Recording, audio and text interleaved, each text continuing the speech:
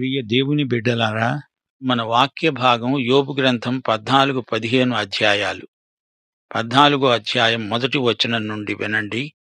యోబు మాట్లాడుతున్నాడు. స్త్రీ కన్న నరుడు కొద్ది దినముల వాడై మిక్కిలి బాధ నొందుతాడు.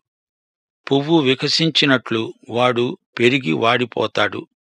నీడ కనబడకపోయినట్లు వాడు నిలువక పారిపోతాడు. అటివాని మీద దేవా, నీవు కనుదృష్టి ఉంచావు. తీర్పు నొందడానికి నన్ను నీ ఎదటికి రప్పించావు. పాప సహితునిలో నుండి పాపరహితుడు పుట్టగలిగితే ఎంత మేలు! అలాగున ఎవడూ పుట్టనేరడు. నరుల ఆయుష్కాలము పరిమితి గలది. వారి నెలల సంఖ్య నీకు తెలిసే ఉన్నది. మించజాలని వయఃపరిమాణం నీవు వారికి నియమించి ఉన్నావు. ప్రియులారా, యోబు ఆలోచనల్లో కొన్ని మచ్చు తునకల్లాంటివి మనకెంతో ఆసక్తి కలిగిస్తాయి. బాధ ప్రతి మానవుని జీవితంలో సామాన్యమే. ఎలీఫజు అన్నట్లు మానవుడు శ్రమానుభవానికే పుడుతున్నాడు. నిప్పు రవ్వలు పైకి ఎగిరినట్లే మానవుడి శ్రమలు అతని పుట్టుక నుండి మొదలవుతాయి. బాధ అనే భాషను ఎరుగని మానవుడు ఎవ్వడూ లేడు. జీవితం ఒక నీడ వంటిది. సూర్యుడు అస్తమించాక నీడ కూడా కనపడకుండా అంతరించిపోతుంది. పువ్వు పుట్టి అంతలోకే వాడి రాలిపోతుంది. మానవ జీవితమూ అంతే. ఈ సందర్భంలో యోబు ఒక పరమసత్యాన్ని వెల్లడి చేస్తున్నాడు.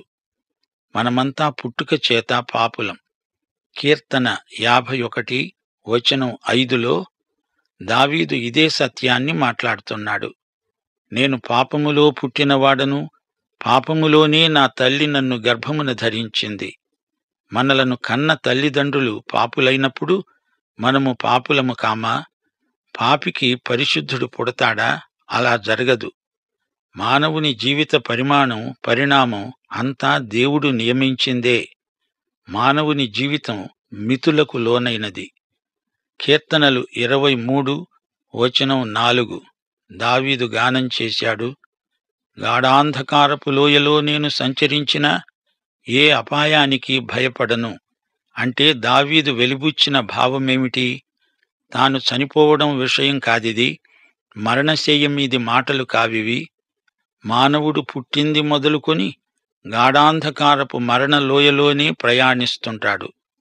చిట్ట చివరికి మరణ బిందువునే చేరుకుంటాడు. పుట్టింది మొదలుకొని మరణం వరకు మనుష్యుడు ప్రతి ఘడియ చస్తూనే ఉంటాడు. జీవం మొదలైన ఘడియ మొదలుకొని ప్రతి ఘడియ ప్రాణం పోయినంత పనే. అదే జీవితమందలి మర్మం. 6వ వచనం, కూలివారి వలె తమకు నియమింపబడిన పనిని వారు ముగించే వరకు వారు విశ్రమము నొందునట్లు వారి వైపు చూడకుండా ఉండిపో. వృక్షము నరకబడిన ఎడల అది చిగిర్చి లేత కొమ్మలు వేస్తుందని నమ్మకం ఉంది. దాని వేరు భూమిలో పాతదైపోయినా, దాని అడుగు మొద్దు మంటిలో చీకిపోయినా, నీటి వాసన మాత్రము చేత అది చిగుర్చుతుంది. లేత మొక్కవలే అది కొమ్మలు వేస్తుంది. అయితే నరులు మరణమై కదలలేక పడి ఉంటారు. నరులు ప్రాణం విడిచిన తరువాత వారు ఏమైపోతారు? తటాక జలములు ఎలా ఇంకిపోతాయో, నది నీరు ఎలా ఎండి హరించిపోతుందో అలాగే నరులు పండుకొని తిరిగి లేవరు. ఆకాశము గతించిపోయే వరకు వారు మేలుకొనరు. ఎవరూ వారిని నిద్రలేపజాలరు. ప్రియులారా, యోబు జ్ఞానవాక్కులు వింటున్నారా? మనిషి ఎంత గొప్పవాడైనా ఎప్పుడో ఒకరోజు చావక తప్పదు. ఆ తరువాత అతడు ఎవరో, అతడు ఏమి చేశాడో చరిత్రలో భాగమైపోతుంది. ప్రజలు అంతా మర్చిపోతారు. ఇప్పుడు యోబు తన విశ్వాసాన్ని ప్రకటిస్తున్నాడు. దేవా, నీవు పాతాళములో నన్ను దాచిన ఎడల ఎంతో మేలు. నీ కోపము చల్లారే వరకు నన్ను చాటున ఉంచిన ఎడల ఎంతో మేలు. నాకు ఇంతకాలము అని నీవు నియమించిన తరువాత నన్ను జ్ఞాపకము చేసుకోవాలని నేనెంతో కోరుతున్నాను. మరణమైన తరువాత నరులు బతుకుతారా? అలాగుండిన ఎడల నాకు విడుదల కలిగే వరకు నా యుద్ధ దినములన్నీ నేను కనిపెట్టి ఉంటాను. నీవు పిలుస్తావు, నేను నీకు ప్రత్యుత్తరమిస్తాను. నీ హస్తకృత్యము ఎడల నీకు ఇష్టం కలుగుతుంది.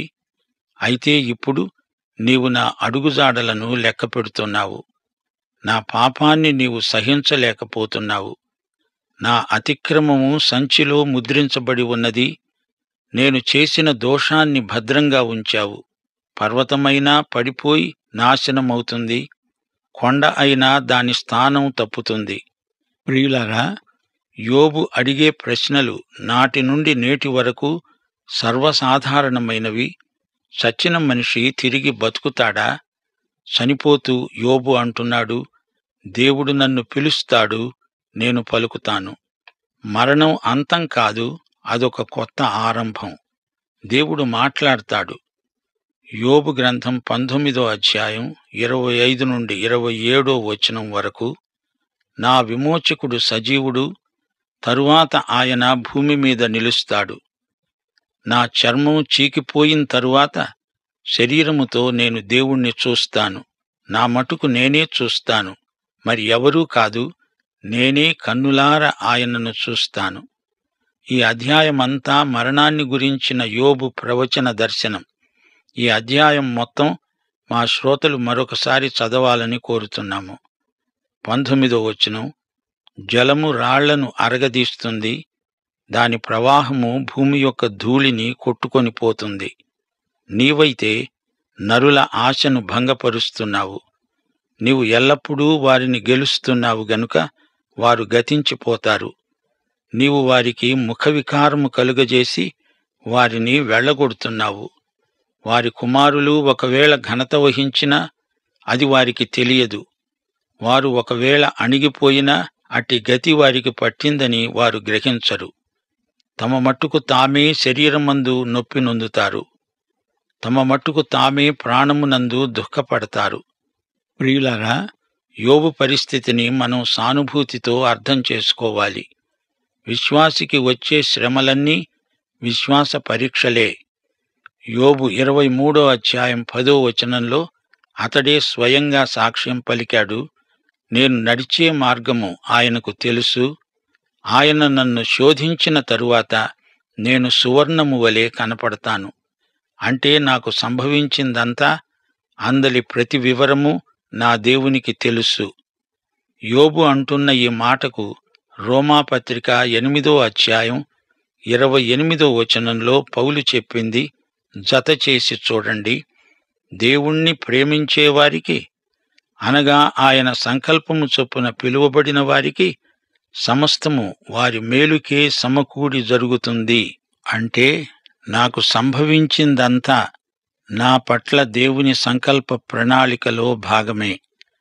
ఆయన సమస్తము నా మేలుకే సమకూడి జరిగేటట్లు చేస్తాడు. ఇందులో దేవుని ప్రేమ, జ్ఞానము, సర్వశక్తి ద్యోతకమవుతాయి. ఏది జరిగినా ఉత్తరోత్తర అది విశ్వాసుల మేలుకే. ఇప్పుడు 15వ అధ్యాయంలోకి వస్తున్నాము.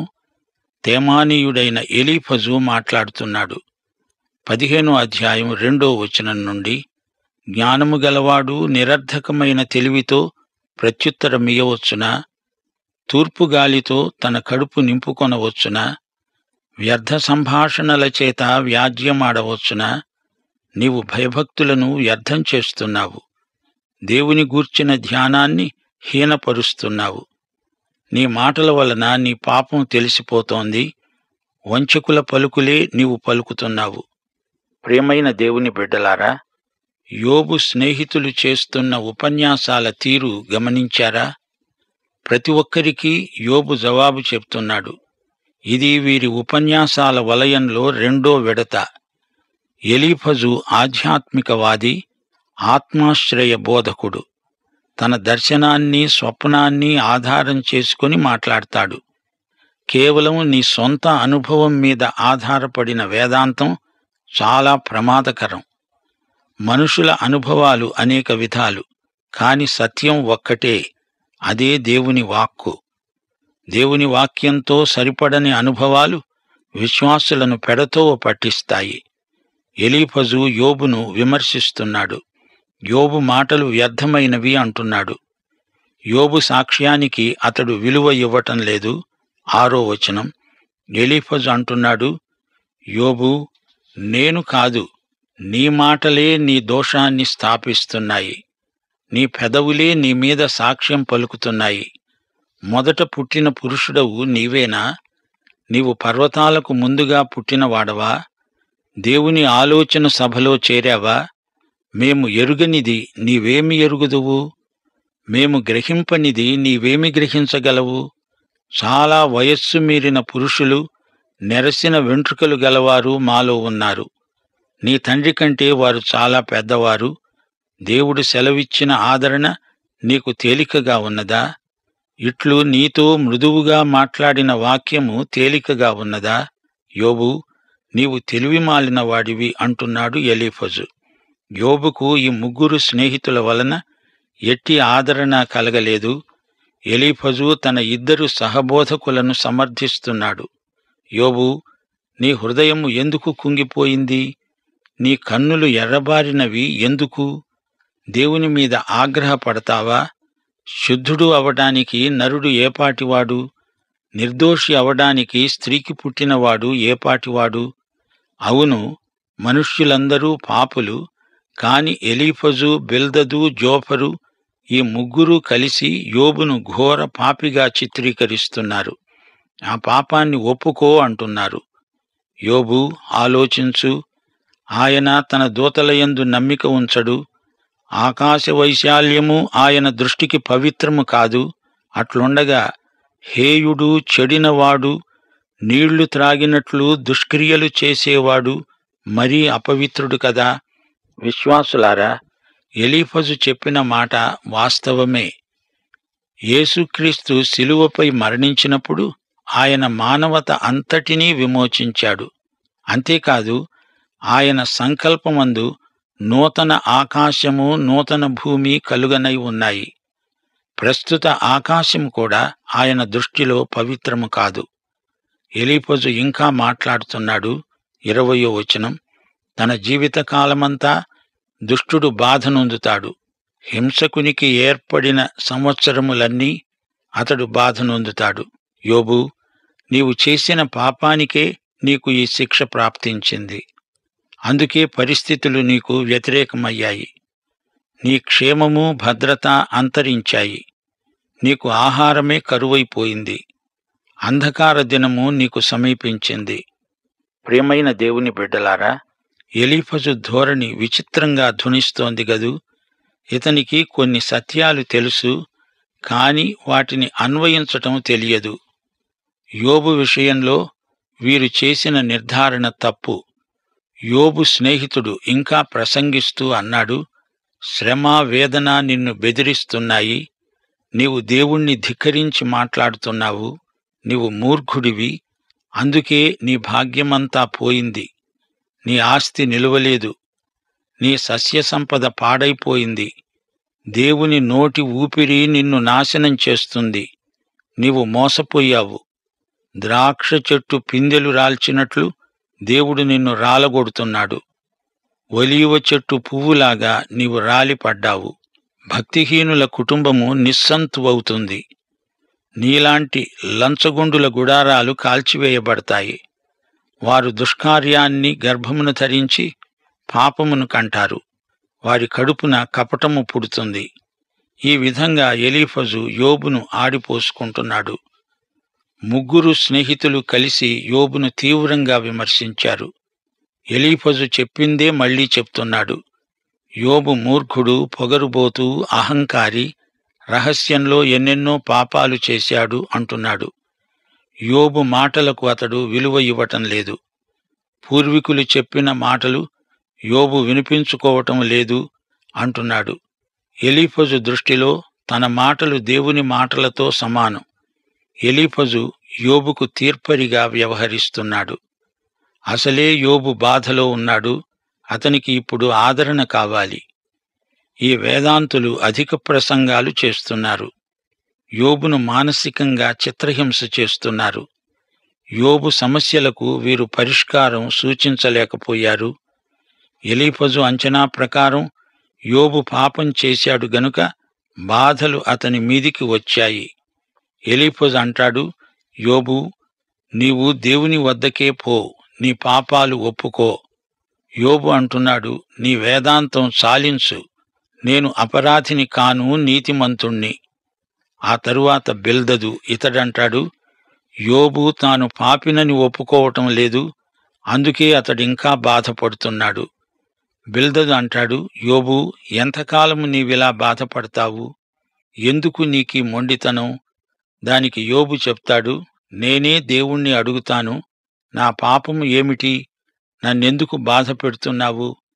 ఆ తరువాత జోఫరు ఇతడంటాడు, యోబు పాపం ఇంకా తీవ్రమైన శిక్షకు తగినది, గనుక యోబు, నీ పాపాలు పరిహారము కావాలి, లేకపోతే నీకు బాధలు తప్పవు. దానికి యోబు అంటాడు, నేను నీతిమంతుణ్ణి. ఈ ముగ్గురు స్నేహితులు మాట్లాడడం చాలించిన తరువాత ఎలీహు ప్రసంగించాడు. అతడన్నాడు, ఈ శ్రమలు యోబును క్రమశిక్షితుణ్ణి చేస్తాయి గనుక యోబు మౌనంగా ఉండు, నా ఉపదేశం విను. ఎలీహు మాటలకు యోబు ప్రత్యుత్తరం చెప్పలేదు. చిట్టచివరికి దేవుడు ఈ నలుగురినీ గద్దించాడు. దేవుడన్నాడు, యోబు, నీవు సణగకూడదు, సంతుష్టి సహితమైన దైవభక్తి నీకుండాలి. నీ శ్రమలకు బాధలకు కారణం నన్ను అడగవద్దు, నేను చెప్పను. యోబు 40వ అధ్యాయం 2వ వచనంలో దేవుడన్నాడు, యోబు, సర్వశక్తుడనైన నాతో వాదించవచ్చునా? దానికి యోబు అన్నాడు, చిత్తగించు ప్రభూ, నేను నీచుణ్ణి, నేను నీకు ఏమని ప్రత్యుత్తరమిస్తాను? నా నోటి మీద నా చేతిని ఉంచుకుంటాను. జ్ఞానము లేని మాటల చేత ఏమీ ఎరుగక నా బుద్ధికి మించిన సంగతులను గూర్చి మాట్లాడాను, క్షమించు. ప్రియ శ్రోతలు, యోబుకు కలిగిన విశ్వాస పరీక్షే మీకు వస్తే మీరు ఎలా వ్యవహరిస్తారు?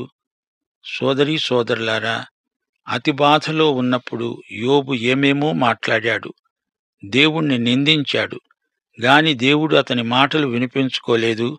శ్రమబాధితుడైన మనిషి మానసికమైన ఒత్తిడిలో ఏమేమో అంటాడు. మన బలహీనతలు దేవునికి తెలుసు. యోబు గొప్ప విశ్వాసి, అతనికి దేవుడు విశ్వాస పరీక్ష పెట్టాడు. దేవుడు తనను చంపినా విశ్వాసాన్ని వదలను అన్నాడు. ప్రియ విశ్వాసి, యోబు అసాధారణమైన వ్యక్తి. అతని జీవితంలో నుండి ఎన్నో పాఠాలు మనము నేర్చుకోగలం. తానేమీ పాపము చేయలేదే, తనకెందుకు ఈ శ్రమలు రావాలి అనేది యోబు ప్రశ్న. యోబులాంటి మంచి మనిషికి కూడా పశ్చాత్తాపం అవసరం. అలాంటప్పుడు నీ సంగతి, నా సంగతి ఏమిటి? ఈ రోజున కొందరు ఆధునిక పరిసయ్యులు తామే పరిశుద్ధులమని ఎదటివారిని చిన్నచూపు చూస్తున్నారు. వారికి యోబు చరిత్ర గొప్ప గుణపాఠం. దేవునికి స్తోత్రం. యేసుక్రీస్తు వారి కృప, దేవుని ప్రేమ, పరిశుద్ధాత్మ నిత్య సహవాసము మనకందరికీ తోడై ఉండునుగాక. ఆమేన్.